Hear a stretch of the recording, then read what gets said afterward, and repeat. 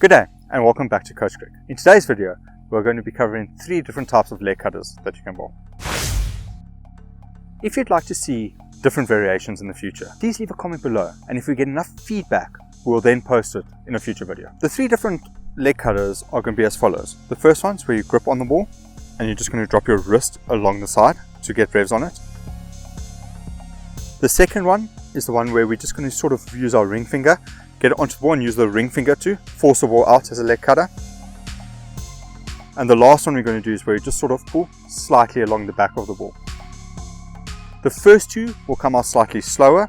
The last one will come out a bit quicker, but slower than your stock delivery, which is going to make it more challenging for the batsman. The first 2 will also, in theory, turn a bit more and maybe get a bit more bounce, which may deceive the batsman and get them chipping it to a fielder. We're going to go through 3 stages of trying to bowl each of the leg cutters. The first stage, you're going to start standing near the net and you're just going to have the ball in your hand and you're going to be throwing it into the net with the different movements of the wrist. So pulling alongside the ball to get the revs on and making sure that you can get the control out of your hand and so that you can see how the revolutions on the ball are going forward. Trying to make sure that the revolutions are definitely going from your bowling hand side to your non-bowling hand side, because that is how the leg cutters are going to come out. And the more we do this, the easier it is going to be to impart revolutions on the ball, which makes this ball effective. The next progression, we're going to go about halfway down the pitch. We're going to stand there and we're going to bowl each one of them by bowling it into the deck so that we can see how it reacts to the deck. We start here because this gives us more control in the action itself. It also makes us bowl the ball into the pitch so we can see how it reacts off of the surface and the lines that we're going to need to bowl if we bowl it well.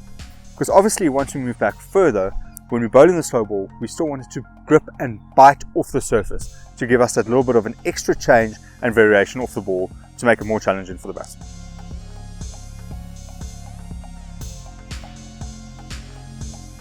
For the last one, you can start by running off of your short run up in your bowling action and bowling each of the deliveries and trying to get it onto a good channel that you're happy with and trying to get it to go off the surface there as well. This is going to be more challenging than when you're standing, because now you've got more momentum behind it and you're going to have less time to focus on your wrist going through the ball.